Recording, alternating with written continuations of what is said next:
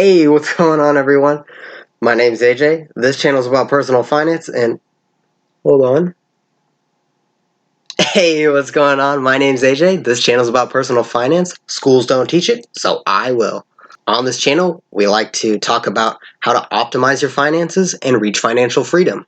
If that sounds interesting to you, consider hitting that subscribe button to follow along and join the community. So yeah, I got my mask here, and we're talking about the healthcare stocks and how they did in Q1 2020. This is my second video on the stock market earnings season of Q1 2020. If you'd like to see the first video, it will be right up here in the cards. Just click up there. It was on banks. And once you're done watching that, come back here. We have 5 healthcare companies for you today. 4 of them are biopharmaceutical companies, and then we also have a pharmacy.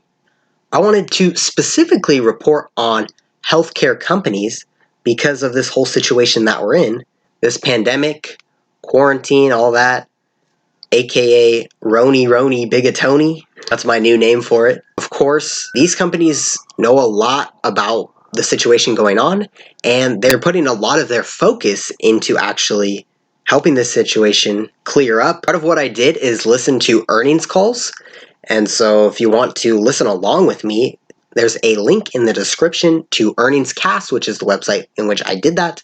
I also looked at other websites in order to see what they had to say about the company's earnings to get a more broad perspective and share that with you. So we're about to go over each of these companies' reports, and at the end of the video, we'll talk about the overall economy and what my outlook is for that. Of course, we have our disclaimer. Don't make any investment decisions based solely on the contents of this video.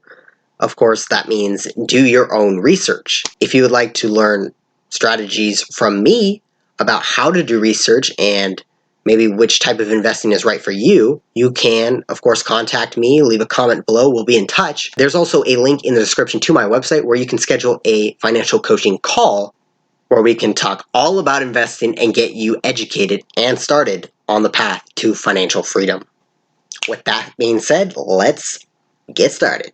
The first company we have for you today is Abbott Laboratories, and their earnings were up 3%, followed by revenues up 4.5%. I wanted to specifically highlight Abbott because they are the ones that came out with the 5-minute test back in late March, early April.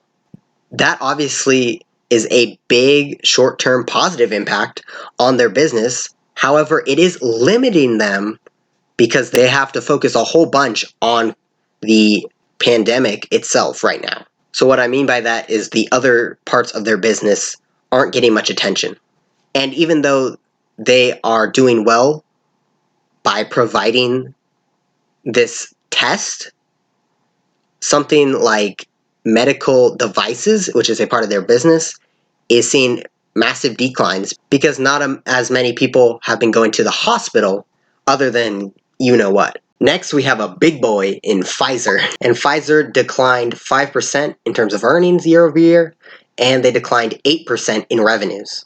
Some positivity with Pfizer is that biopharmaceutical sales actually grew 11%, and I want to highlight one of their main drugs, Eliquis, which was up 29%. Something negative for Pfizer was that they were not able to complete the sale of segments called Upjohn, which they want to sell this part of their business to a generic biopharmaceutical because they expect to have much more rapid growth without it. And so in the short term, Upjohn fell 37% this quarter, which is overall negative news. They should be able to make the sale of Upjohn soon. And along with a whole bunch of other companies and scientists around the world, they are producing a lot of doses of their vaccine for the case that their vaccine actually works and they can distribute it across the world very rapidly, and they already have enough supply. Hopefully we do find one that actually works and we can distribute that vaccine to as many people as possible.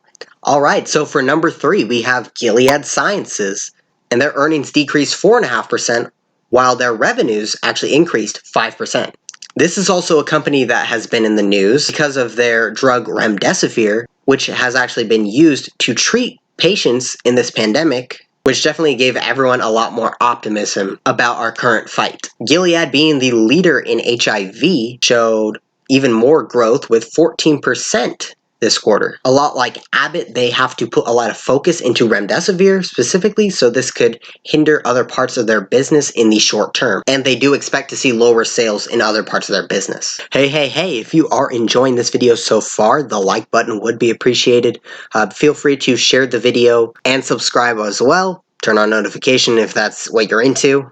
And I just want to let you know that there is more information about all these stocks in the blog post down below. The link will be there. It's a link to my website. I'll have information that I was not able to fit in this video, as well as more of my outlook on each individual stock, which I'm also not talking about that in this video. For example, if I have like a buy, sell, or need more research rating on the stock, I will put that information in there just so you have a little bit more perspective on what I think of the specific stock. While you're down there, do also follow my Instagram. I'll be doing tips and news that I put on there almost every day. Alright, let's get back to these final two stocks. Alright, stock number 4, it's Abbvie. And a really good quarter from Abbvie since earnings rose 16% and revenues up 10%. With Abbvie, we always want to look at Humira because that is a large portion of their sales. And the report there was that it did very well in the US, but outside it kind of struggled. However, they are getting reinforcements with Skyrizi and Rinvoq, as those are newer drugs and their sales are growing rapidly. They're also closing a deal to acquire Allergen, which should diversify the business since they have products like Botox that are more cosmetic based, which can diversify since they already have like necessary drugs, like I mentioned earlier, Humira, etc. So we'll have to see how that plays out in the coming months and years. And if I have to look for something negative about this earnings report, it's that they really haven't had a whole lot of positive impact from this whole situation. They haven't had any treatments or anything like that that have helped us progress in a positive way. That said, they are trying their best. And last but not least, we have CVS. They had a really good quarter. Earnings up 18% while revenues up 8%. What we saw here was at the beginning of quarantine, we saw a lot of people filling up on all their prescriptions and also all these supplies like toilet paper, for example, which are in the front of the store. And so we saw a lot of sales go towards that. But they also reported that in April, they saw a huge downturn in the number of customers they saw in their stores. So we'll see how that plays out next earnings report. They had good growth in all their segments, and their application and their Minute Clinic plus telemedicine were up huge. We're talking up 600%, and deliveries were up 1,000%. In terms of the pandemic, they're doing their part by offering drive-through testing at over 1,000 locations. Alrighty, so those are the stocks. We obviously see that they were not hit as hard as the banks, which we saw last time. They got hammered, but the healthcare industry is pretty strong right now. Overall, the stock market has surged from its lows to basically come back to where we started before all of this mess. Healthcare is part of that, and you may want to look into some of these stocks and get some healthcare exposure because it is a very large sector, and especially in these times, it seems very important. Overall, we're looking at the stock market, so a lot of people are wondering what to do. What do we do right now? Because stocks are overvalued, so people are expecting a massive sell-off to get these stocks back to a fair value. However, there's a counter to that, which is the Fed pumping money into the economy, which is causing inflation. So those are kind of just battling each other. And right now, the stock market is just rising. There's no one that actually knows the right thing to do right now. What I have done is I've sold a little bit just so I could balance my portfolio. I definitely have some cash ready if stocks do fall a lot, but essentially what I'm doing is researching to find great companies and then pouncing on them when the time is right, when they are at the right price. And I also understand that if I missed out on opportunities on the lows we saw previously, then oh well, I missed opportunities and there's nothing I can do about that. I don't think anyone should risk all their marbles going one way or the other.